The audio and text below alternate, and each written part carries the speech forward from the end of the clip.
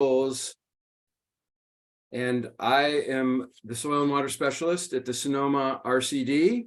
And we got folks from the Goldridge RCD on the call too. And you're here for the compost application for carbon sequestration project information meeting.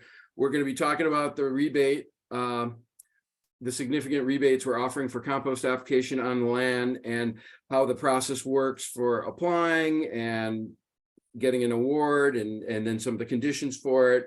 And so we'll get into all those details for this. It's a new pilot project, first time we've done this, so we're figuring out a lot of things as we go. And we're really great. We're really happy to see all the interest we've been seeing in it. And so thank you for joining us. I just want to mention that you come in muted, and we ask that you stay muted to avoid extra noise. But we will be having questions after the presentation. We're aiming for around a half an hour, a little more of presentation, and then we're hoping to have a nice long question and answer period afterwards. That I would ask you as we go to put questions in the chat, and we can answer them in the chat and live once we get to the question and answer session. But at that point too, we can call on you to unmute yourself to ask live questions too, and we're going to do a mix of chat and live questions. So I just want to mention we have Angel Arcuri and William Hart from the Goldridge RCD, and we have Robert Heim from the Sonoma RCD who's helping with this. And so we're going to hear first from William. Take it away, William. Thank you. Right. Thank you, Keith. Welcome all. So my name is William Hart. I'm a project manager with Goldridge RCD. And yeah, we're here to be talking about our compost application project and program. So I have a slide with describing our agenda for today. I'm going to give an overview of the program. I'm going to describe what an RCD is, if you're not familiar with that. And then we'll get into specifics about the compost application program itself. Keith is gonna be addressing that portion of it. And then we're gonna go through, Angel's gonna walk you through a demonstration of the application form itself. And then, like Keith said, we're trying to save plenty of time for questions and answers from all of you. So why are we focused on compost application on agricultural sites? So this program was born out of a project from Marin County about 10 years ago. This is when a group of ranchers and scientists combined to study what are the impacts of applying compost to a rangeland site. So this was a project with the Marin Resource Conservation District, the Natural Resources Conservation Service, UC Berkeley, scientists from UC Berkeley, and they looked at applying compost on rangeland, applying 1/4 of an inch to 1/2 an inch of compost, and they found that that had multiple benefits. So I'm going to try to go through this pretty quickly. There's more information there. We're going to include some links in the chat. But the benefits of compost for the rancher from the agricultural producer's perspective is that it is going to improve forage production. It's going to increase the soil's ability to absorb and store water. And it's going to draw carbon from the atmosphere and store it into the soil. So that's carbon sequestration.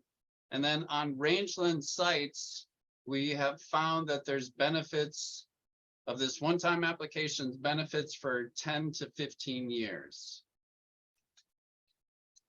So how is this working? So applying compost improves both the carbon cycle and the water cycle. When we're applying compost, we're adding nutrients and organic matter, which improves soil health. And it also is providing a benefit to the plants themselves. So we're seeing an increase in forage production. That enhancement of the organic matter, the root networks in the plants, all of those impact the soil's ability to hold on to water. And then also the ability of the water, the rainwater, to infiltrate into the soil. So this increase in vegetation leads to more photosynthesis, which means that the plants are more productive at removing carbon dioxide from the atmosphere and putting it into the soil. And increasing soil organic matter by 1% can lead to an additional 20,000 gallons of soil water holding capacity per acre. And that is important when we're talking about drought. So agriculture is seen as part of the climate solution. That's why we're doing this program. We are looking to implement projects in our 5 supervisor districts throughout the county. And we're also hoping to increase agricultural producers and the public's just awareness about compost, the value and the benefits of applying compost. So we know that applying compost can increase the carbon sequestration on our lands. Yeah, Angel, you can advance. So that's why we're doing this program. And then there's also a separate facet to this program that's focusing on non-agricultural sites. So we're partnered with the group called Daily Acts. They're working with a number of community gardens throughout the county. For our program, we are on the agricultural sites, we're offering rebates of up to $25,000 per site.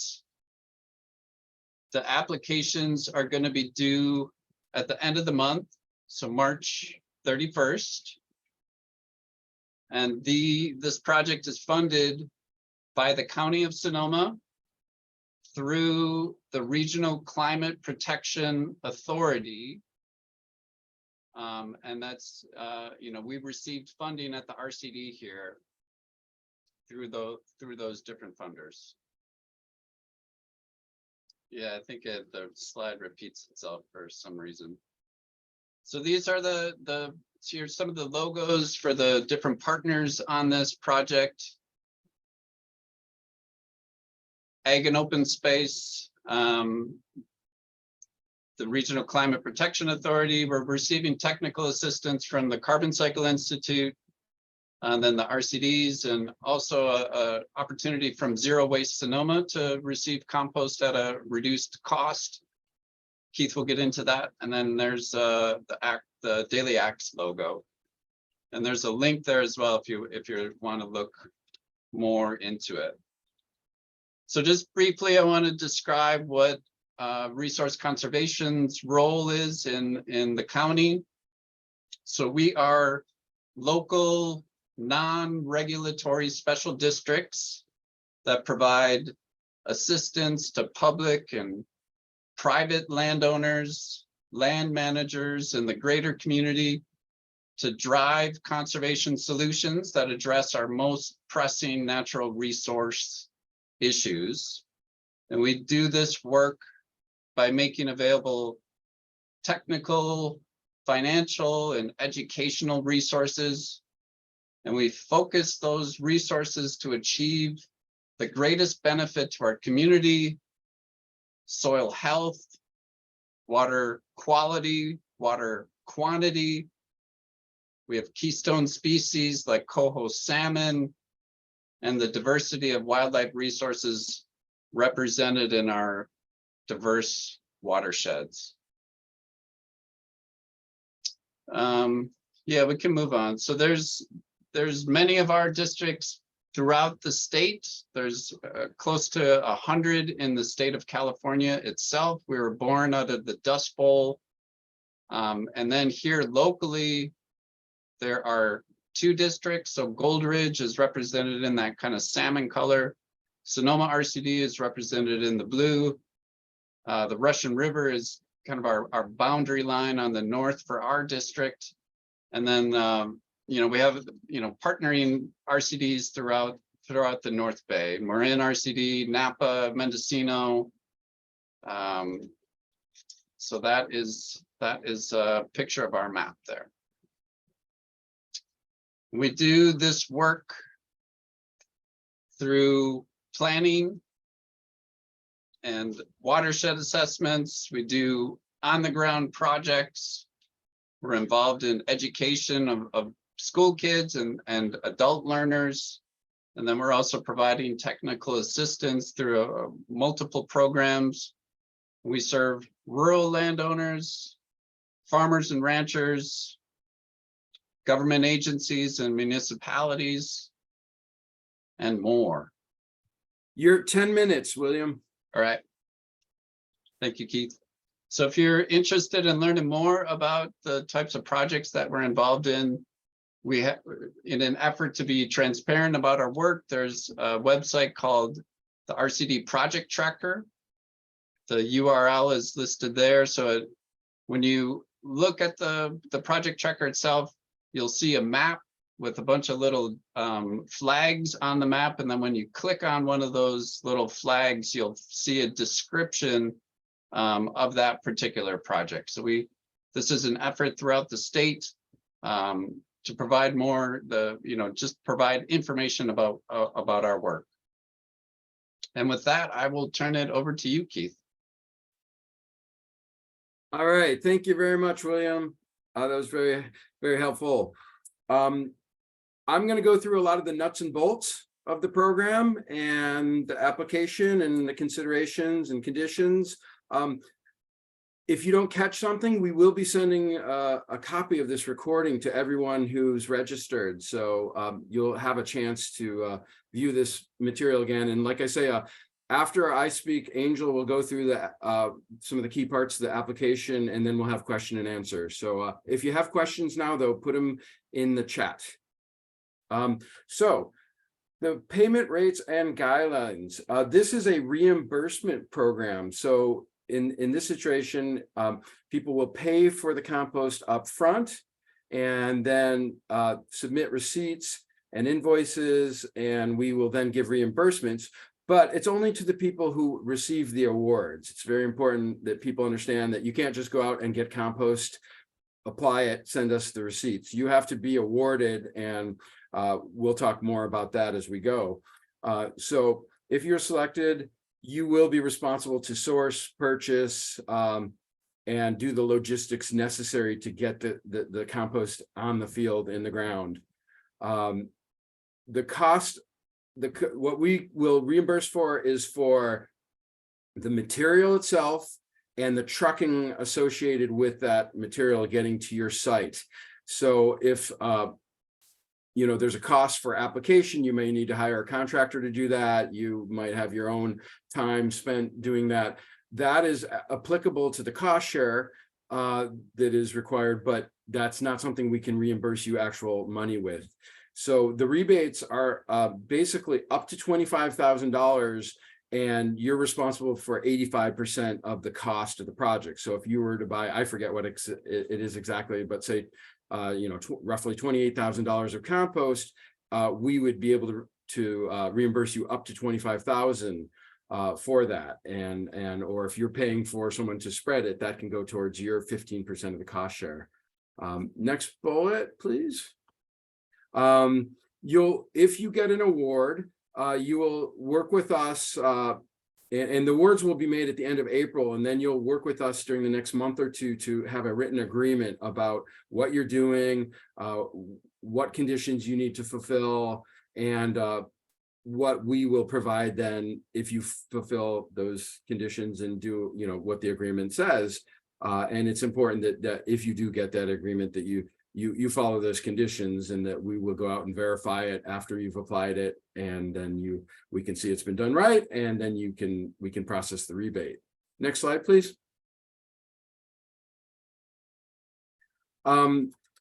So who is eligible, and how do we score and rank these different applications? And it's a little confusing. I refer to application like you're applying to get an award, then there's the compost application. I'll try to keep that straight. But this is for active agriculturists, people, who have grazing operations, viticulture, orchards, croplands. As was mentioned before, there's a community side to this whole bigger project that Daily Axe is running, but we are giving rebates to active agriculture. So that means you're earning income by doing one of these land uses mentioned. Next slide, please. And a ranking criteria to score the applications we receive and determine who gets the awards has been made. And it's going to be for, some of the things that you will get more points for is if you have a carbon farm plan, or you are well into the process of developing one. If you have an intention to do one, that's great. Contact the RCD. We can talk to you about that and explain more. But we're not going to give awards for someone who's maybe like looked at the LandSmart website and started filling out the template. We really want people that are actively involved in this compost, in the carbon farm planning process. Underserved and socially disadvantaged farmers. When Angel presents, she'll tell you the sort of the CDFA definition and the link that we use to determine if you qualify for that. Farms and ranches that have done planning and implementation for habitat conservation, water conservation, or community education. So if you host educational events with RCD or potentially other schools, STRAW, that would be an example of something you'd get points for. If you've worked with me to do an irrigation evaluation or a water management plan, that would count. A LandSmart plan would count. Angel will spell out some of those things, and you'll have a chance to kind of present that in the application. This is a very important bullet: compost applications that demonstrate favorable cost-benefit opportunities. We will be looking at all your applications, and we ask that you're thorough about how much compost you're intending to apply, at what rate. We need to know the total amount of compost you're putting on, and a little bit about, like, if you're a rangeland where it's not going to get tilled, or if it's a vineyard system where there might be tillage or partial tillage. And then we will determine, like, what is the carbon sequestration benefit. We use the Ryle Silver model for rangeland, or the Comet Planner for other land uses, and we'll determine what is the carbon impact and for the amount of dollars we're spending, and that will be very important to the ranking. Next bullet, please. If you are participating in the zero waste rebate program, that's something being offered in Sonoma. And if you go to the next slide, we talk about that. So that's an existing program. I encourage you to go online and look for more information. I don't know if you have the link, Robert. You could post it if you do. But if you Google Sonoma compost rebate, that will be the first entry that comes up. And basically, in each fiscal year, they do it, with fiscal year starting July 1st through the next June 30th, you are eligible for 10% rebate on all the compost you purchase. And it's got to be from approved facilities, which they have a list. We have that too. We can share that with you. It has to be applied on ag land in Sonoma County, which is the same condition as our program too.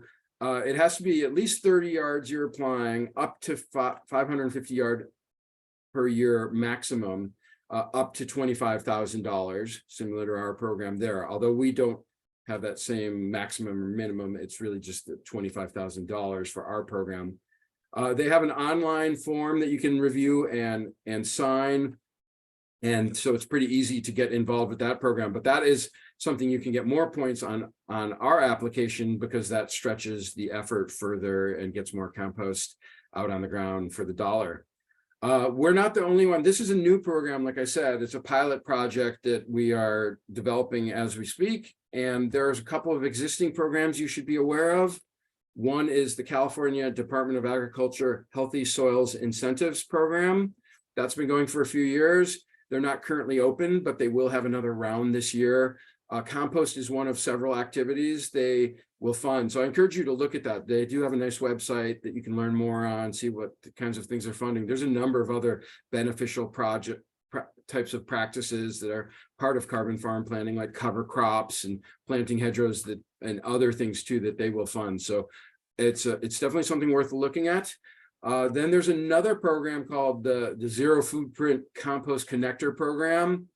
And there's several people in our county using that one as well.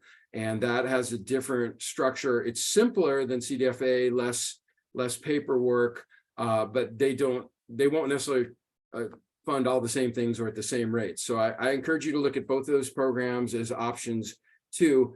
And just because you participate in that doesn't mean you can't participate in ours, but we do want to know what you're doing with those because it's relevant. We don't want to double pay, but we might be able to enhance some of the things you already have going. Conditions for compost application. Very important that you are aware of these because we can only provide the rebate if you follow these conditions and are able to follow them. And we'll in the agreement process that we develop with whoever gets awards, we'll make these very clear. It has to be under 20% slopes. That's for equipment safety and to avoid compost running down the hills. We want to avoid areas with special status soils or plant communities. Serpentine is probably the most likely thing that might be an issue here. We don't want to apply compost in those areas. And we can also help you with RCDs identify some of that, or if you know how to use web soil survey, that's a great NRCS online application to learn and use. We don't want any compost applied closer than 100 feet from a groundwater well. And we want it to be at least 35 feet away from waterways where it's applied with a vegetated area in between. Some areas, like there's areas, along the Russian River where there might be a longer setback that is required. So basically you just need to comply with whatever regulations that the county has and nothing closer than 35 feet for our requirement. The compost needs to be decent quality compost and it needs to be compost. So what does that mean? The carbon to nitrogen ratios need to be greater than 11:1.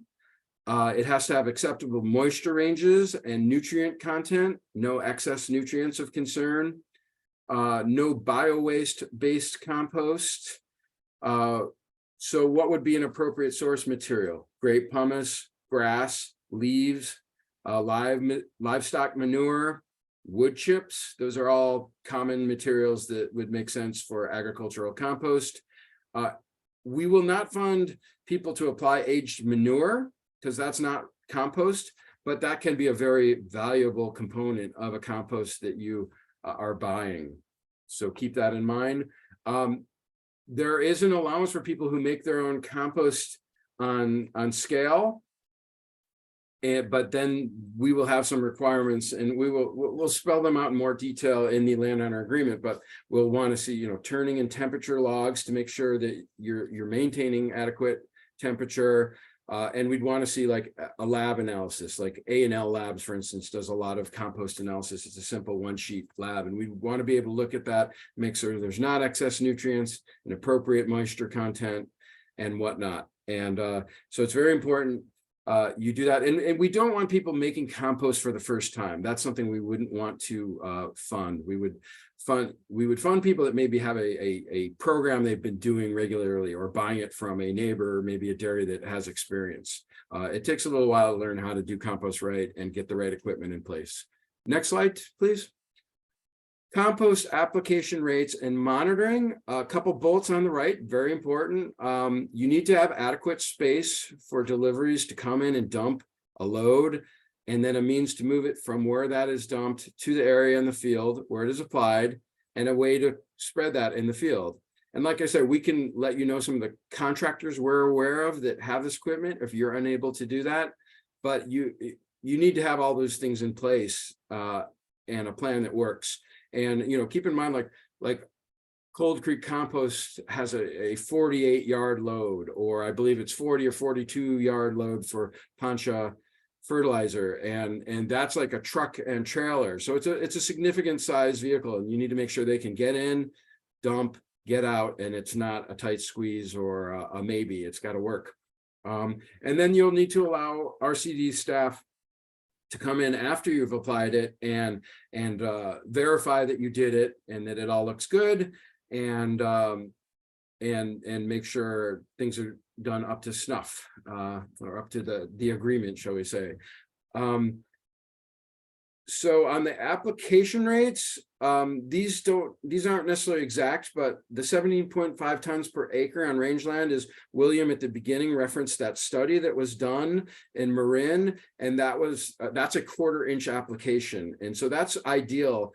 And that's the one that's going to likely in most cases show the most return on an investment cost benefit. So it will score the best in terms of at that rate. And that's like figuring an untilled rangeland situation. Vineyards, 3 to 10 tons per acre. Orchard, 2 to tons. Row crops, 5 to 10 tons. Those last 3 land uses, generally there's tillage. And so in those cases, you won't have quite as much benefit from the compost, but those are rates that would make sense for those crops. Next, are you prepared to apply? You'll need to know where you're going to apply it. You're going to need to know roughly how much you need. That might need to be fine-tuned as we get into the agreement or the actual purchase, but you need to have some rough ideas of how much you're going to apply. A place to store it when it's dumped, and a plan to spread it once you are putting it on the fields. And I would maybe add to this that, like, think about where you're going to source it from. If you're a last minute person and you're waiting till October to purchase compost, it might be, you might not be able to find it, or you might be able to only get it from sources that maybe aren't as good a quality or have more materials, that you might not want spreading on your field. So think in advance, plan in advance, act in advance. And we are here to help you with technical assistance as you work on your application, and for even folks that don't get awards. We want to help people with compost, but we can help you over the phone or email, and there might be a limited amount of site visits we can do to look at the sites you're thinking about applying. And so that is my presentation. Thank you, everyone. And I'm going to turn it over to Angel. All right. Hi, everybody. My name is Angel. I am here to help show you what you need to be doing when you're going through your Google form on our application. So I have one opened up here. This will just be an example. I don't have to take too long because I want you to also get your questions answered. But I just wanted to kind of show you. So our application has a lot of the information Keith spoke about just now. So if you have some of those just project questions in general, they'll all be on the application already.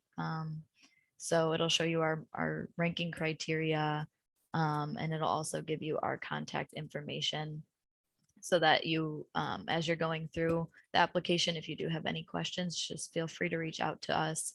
We'll be available to help you with that. And so we also have our first couple of questions on the application are just saying that you've read and agreed to our guidelines that we're going to be requiring for the project. We want to make sure that you understand those. So pretty straightforward, but just making sure you've read the information before you start your application.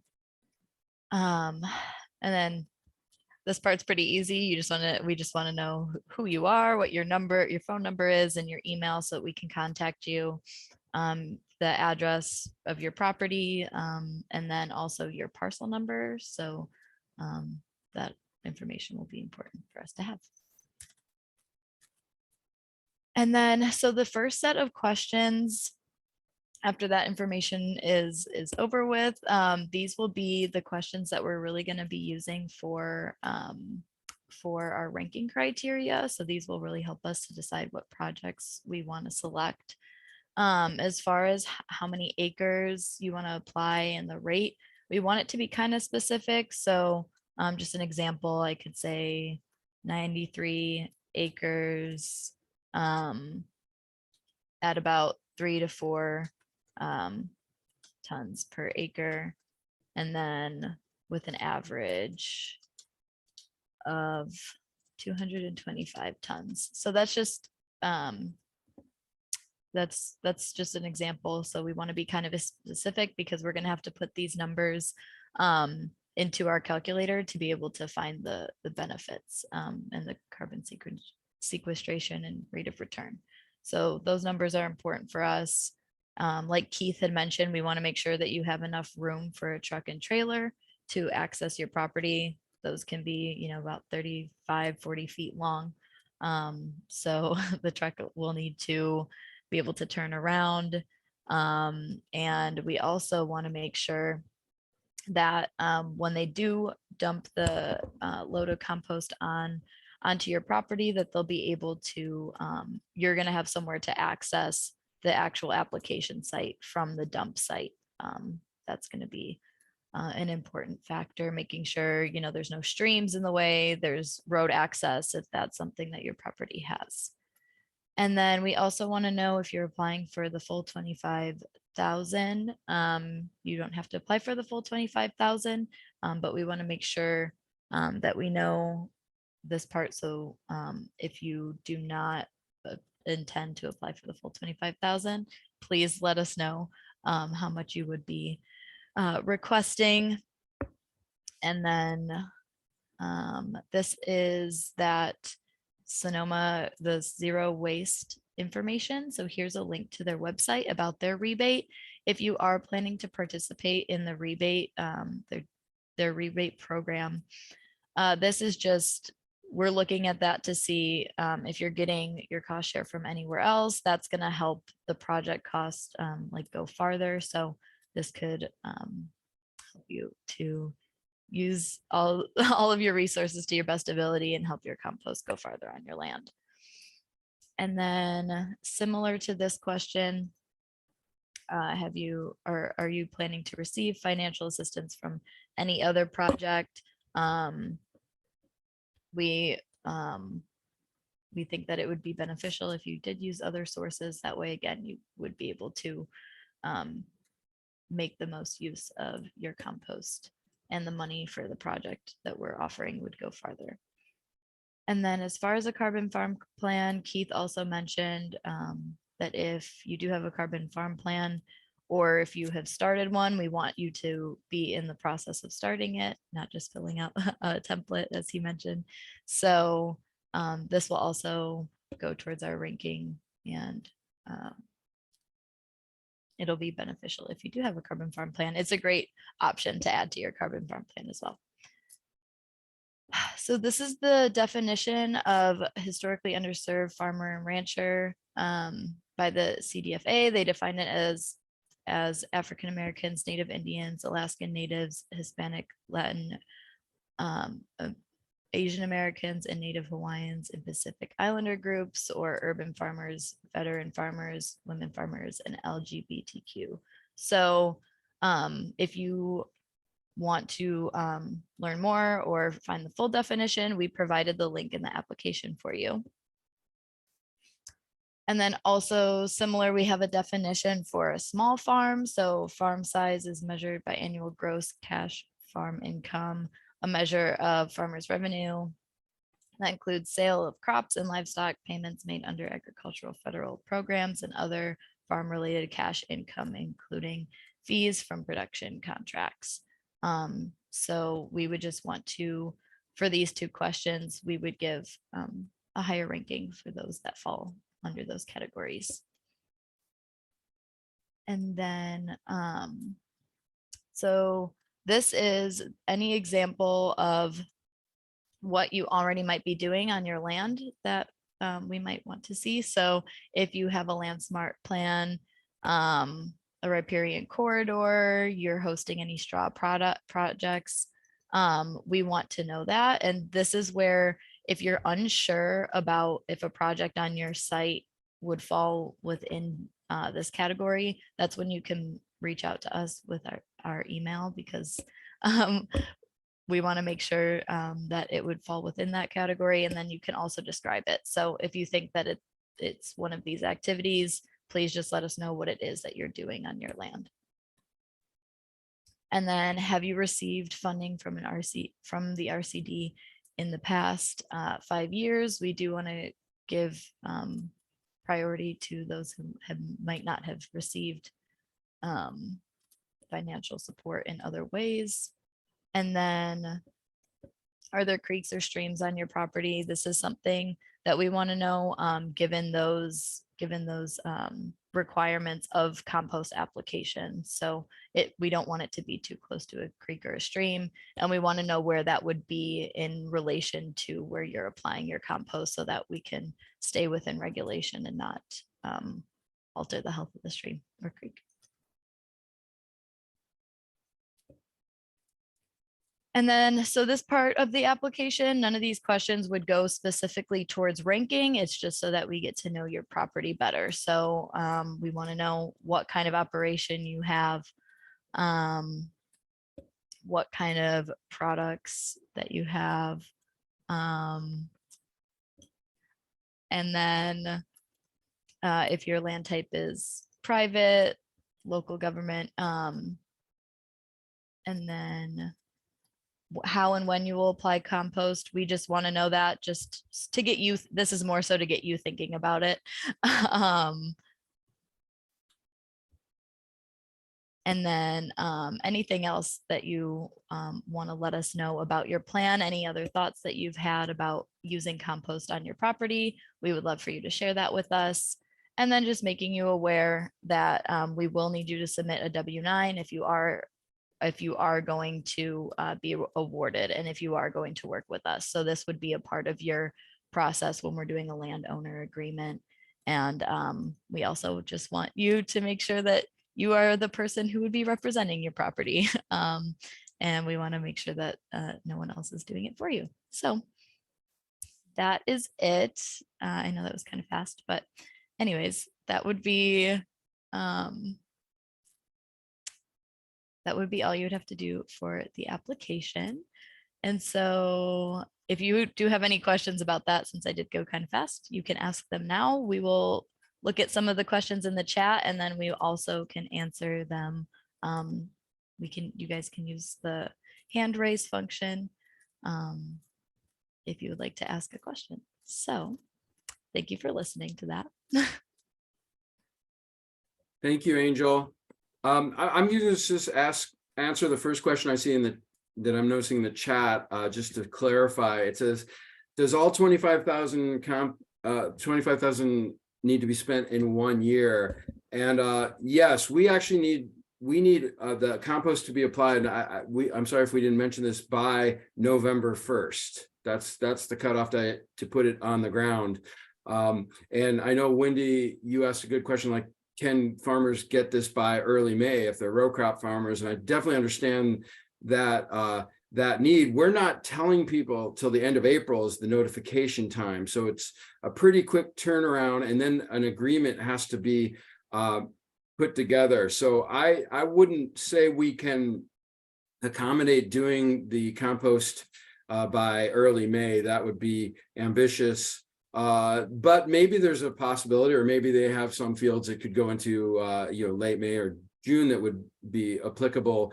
But otherwise, I would think that for row crop farmers, they would be thinking more about like their fall application. I mean, at the farm I used to run, we used to put it down in October, sometimes November. In this case, October is what we need to have. We need to beat the rains. And that's probably the best time to plan for. But I'm not saying earlier is out of line. And certainly if people get awards and they're ready to apply, say they have their agreement together by June and they're ready to apply shortly thereafter, that's great. But we're not going to be able to rush the agreements. So that's I hope I answered those questions okay. Robert, do you want to take over taking like a question from the chat, and then maybe take if anyone raises answer questions from the chat until someone maybe raises a hand. Yeah, thanks, Keith. You So can we just do- ask the questions, Robert, and then we'll answer them. Okay, so we do have a few questions that haven't been answered yet in the chat. We have one question for row crops. Could this process allow for delivery to happen by early May? Yeah, that was sort of the answer I just gave, that I think it would be unlikely that we can have everything in place. I wish we could, but we're sort of running on the timeline that we've this whole project is moved at. So that might be a little bit ambitious, but I won't rule it out altogether. Question about that. If we, like, I need to buy compost no matter what for my vegetable farm. So in the, in the next few weeks. So if I buy it and then still apply, could it still be? No.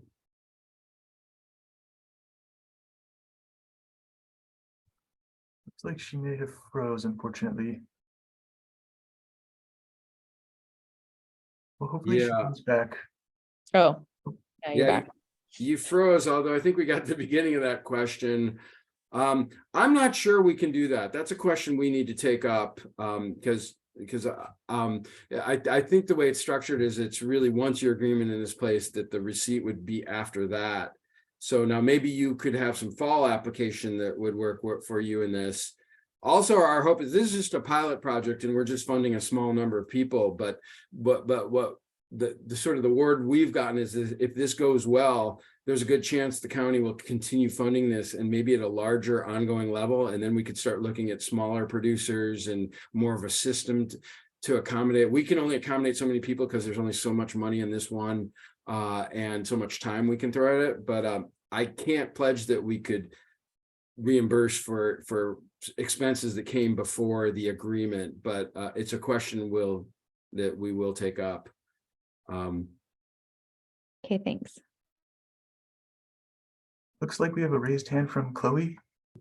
Hi, yeah, thanks. You guys can hear me all right, yeah? Yep. Okay, awesome. So I am representing an organization in Mendocino County. I'm assuming that this is just for Sonoma County, correct? You have to. Correct. I've another- I think it's okay for people to buy from Cold Creek Compost, which is in your county, Mhm. but all the compost applied on the ground has to be in our county. Totally. My second question was, what was the website that you mentioned really briefly? I think we're probably going to be trying to do a lot of this stuff, sort of what you were doing as an RCD on our own. And so I'm wondering what the website was that you were talking about that's like Comet Planner, but it's specifically for rangeland.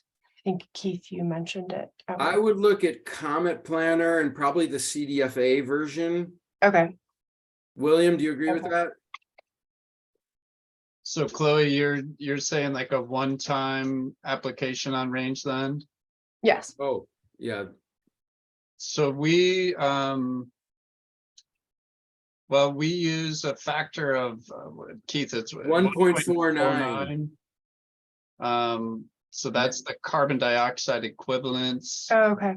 per acre. Mhm. And Yeah, that- we- 1.49 metric tons. Totally. We CO2 have- equivalent per acre. We have a carbon farm plan already. It's more a question of the folks in Mendocino County don't have nearly as much experience with carbon farm plans on rangeland. And so I was looking to y'all for more resources about that. Also want to be aware not to take up too much time, but I'm wondering if you could direct me to anybody who has actually done compost application on rangeland recently to talk about the logistics for it and anything else to consider, or other funding sources besides the ones that you already mentioned that are not in Sonoma County. Yeah. We can, how about, do you want to send Angel or myself an email and we can follow up? Yeah, sounds good. Cool. Yeah, Yeah. Robert, maybe you could put our emails in the chat. Yeah, Chloe, I do have your email, so I can send you additional sources and I can talk to William about who might be good to talk to. Awesome, cool. Yeah. Thank you so much. Yeah, we Yeah. need to get, Here's- we need to here's a get their couple, permission. I'll put a couple of resources.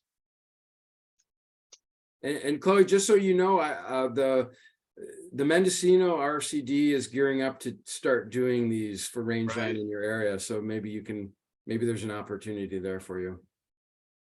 Yeah, Seth from Mendo RCD, I have full confidence in him. Robert, do you have another question from the chat? Yeah, so we have another question. Is there a dollar cap per ton? I can answer that and say no, but if you buy a really, really expensive compost, then the cost benefit, numbers we run they won't be that favorable. So, hopefully you can find it at a competitive rate. But really the cap is the 25,000 on the total cost for trucking and the material. Thanks, Keith. We have a question here. Does one need to be within city limits to be an urban farm? And it looks like, William, you may have provided some information about how an urban farm is defined. Yeah, I mean, I think we have to use that as our definition, Wendy. But I'm not sure that would really matter in terms of how eligible you are for an award. Like an urban farm in or outside, that you might consider in or outside of the city that you consider an urban farm is, as long as an agriculture operation meets these other conditions, they're eligible. Whether Right. they would pencil out as a we're basically going to go for the top tier candidates, ideally one in each supervisor district. Whether they would rise to the top or not is a question, but I don't really, if there was a good candidate in city limits, I don't think there's anything that would, unless there's some rule against applying compost there, as long as it's lawful, then it's okay. Right, and then those applications that like would stand out or have a higher ranking are those definitions for the underserved population farmers and then the small farm size farmers. So as far as urban goes, if it falls into one of those two categories too, then it would rank higher. And there's a point for a woman farmer, right? So Wendy would you qualify there, right?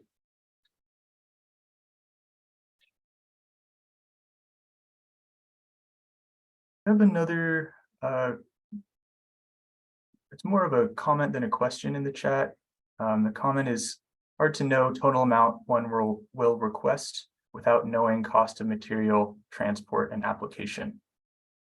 Yeah, I caught that. I can comment on that. Yeah, no, I know it's hard to know off the bat, but that's where, like I say, we're paying for the material and the trucking, and it's sort of on people to get their plan together during the application process. This, the actual applying to get an award, to kind of figure out which vendor might you want to work with, and then seeing what their delivery charge would be and how many truckloads and determining the delivery cost and how many yards or tons you're buying, and depending on how they price it. And so that does take some effort. But I think that's what would make your application, that's what's going to make the applications clearer and stronger, is if there's already somewhat of a plan in place. We understand, like, if someone raises their prices between now and August, that might be an issue, and we can, we would accommodate accordingly. But I do know now, places like Poncha Fertilizer, or you can go online and see Cold Creek's, or Grab and Grow post a lot of this information already. So that's sort of part of the application process, is figuring out what is your plan and how much would those things cost? And if we can help lead you to those sources, if you're wondering who supplies or who could spread or who could do different things, we can help with that. But we do need to see what that rough cost and rough amounts is to be able to assess your application.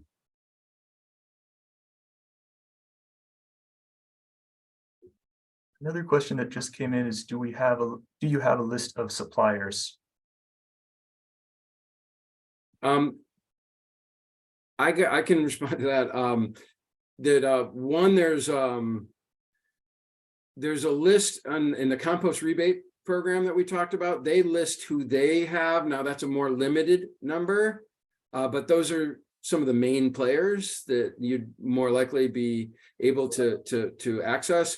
But there is the Cal Recycle website, and I don't have this handy, but they list all the compost, the certified compost makers like in the state. And some of them are really just farm operations that for whatever they needed to be certified, even if they're not vendors. But if you want to follow up, and maybe this is something when Angel sends out the video, this presentation and potentially some answers to questions. One thing maybe we could include on that is how to access that Cal Recycle site. I mean, I think you could find it by Googling it, but if it's hard to find, definitely get in touch with us. And it might be, is it on the application? I also just posted the link in the chat to the Great. facility search. Yep. So it provides it in two ways. Like there's a map and you can zoom in so you can see more definition of where the suppliers are and then click on those buttons and get more information. But there's also a way I did at one point where you can export it to Excel. And then if you're good with Excel, you can, you can create a county, so you're just looking in Sonoma County because it's like thousands of entries. So it's a little unwieldy, but the map is real helpful. And Michael, I see you have your hand raised. Would you like to ask a question? Yes, can you hear me? Yes. Yes. I've got a carbon plan. Well, I'm working with the Sonoma RCD with Carrie on a project, and what we did, we had to test our compost. It's a horse manure compost, and it's not certified. But I had it tested with an outfit in Idaho for broadleaf herbicide capurolid because we're planning on spreading it in a county park.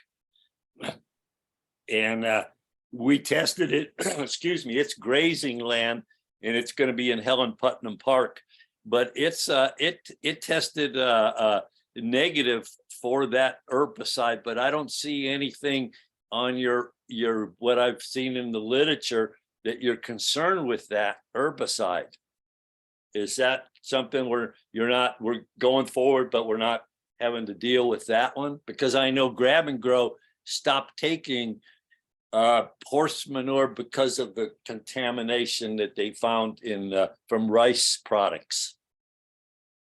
So are we going to test for that, Keith? Yeah, I was going to let William answer because I've been doing too much talking. Hi, William. Hey, Michael. Good question. I hadn't been thinking about horse manure compost, but I would say yes, that's certainly something that we should factor in. Well, Marin's compost project started after I found out. I did the survey and we showed that Marin County was spending $150,000 a year shipping their horse manure out of the county. So that Jeff started that whole project down there. So I'm really looking forward to being involved with this. You guys are doing a great job. Hey, thank you, Michael. I Thank you, appreciate it. We're having to figure out a lot on the fly, but if you can share that lab with us, it's an interesting question because like if you buy from a vendor, certified vendor, that shouldn't be an issue. But if you're getting it from a neighbor or whatnot, that is an issue. And it's partially the responsibility of the person who's going to apply that compost to make sure they feel good about it. Like I said, you can get an A&L lab test that gets into the nutrients and the moisture content and other, the carbon nitrogen, ratio of concern, because it's got to be high enough. But that's a contaminant of concern potentially if you're choosing to not go with a typical purveyor of compost, and then maybe that's something we need to discuss a little more.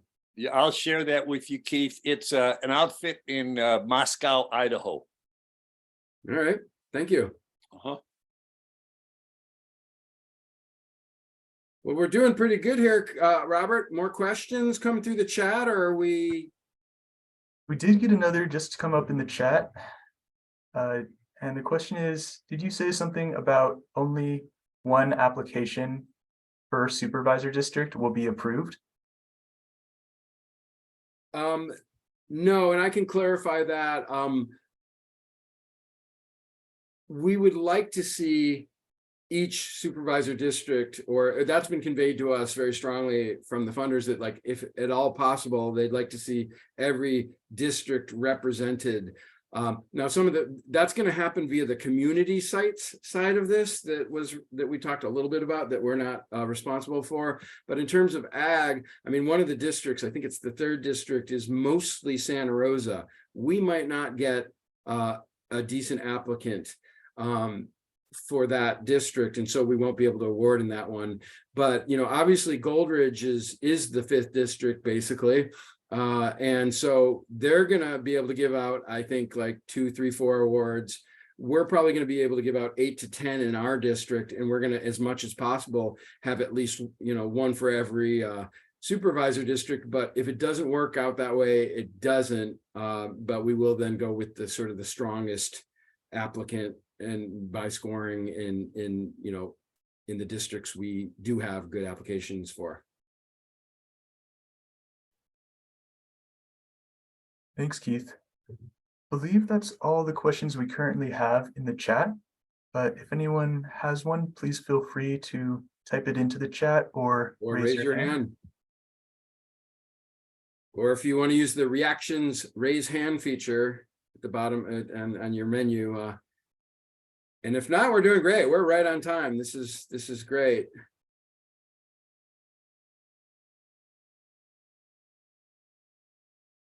You see any new ones, Robert, or are we? No new questions in the chat so far. Well, then I think I'll take this time to close. And one, thank you all. It's great to have a nice big group on this. We didn't know, like I said, this is our first time, and we appreciate your thoughtfulness and patience as we develop this program. We really hope to get this as right as possible, because when we heard that this might turn into something bigger, ongoing, we think that's a really great thing. I mean, I don't think I mentioned, both William and I do carbon farm plans. Robert helps us with those. And, in the plans I've done, compost application is the strongest, carbon sequestration element and practice of plans. And there's a lot of people that know about compost, but not as many people actually using it as I thought in the county, as I've learned over time. And I personally think it's great. I wrote my thesis on it, and so I'm a believer. But and I've used it in my farm, and I imagine everyone on this call feels that way too. But we're hoping this turns into something bigger and better and ongoing. So thank you for your time. And like I said, we're here to offer technical assistance as you fill out the application, or just with your general compost questions. In general, and we can help through email, phone, potentially a site visit. And if you don't get awarded this year, I'm hopeful that you will soon. So I wish you all luck, and be in touch. Anything to add, William or Angel? No, great job, Keith. Thank you much. Thank you all for attending. Thank you, Thank Angel. you. Thank you, Robert, for. Yep. We will have a recording on our website, so if anyone you'll else all be wants to sent- see it. You'll all be sent the link to that. Yeah. Thank you. Take care. Cheers. Everyone.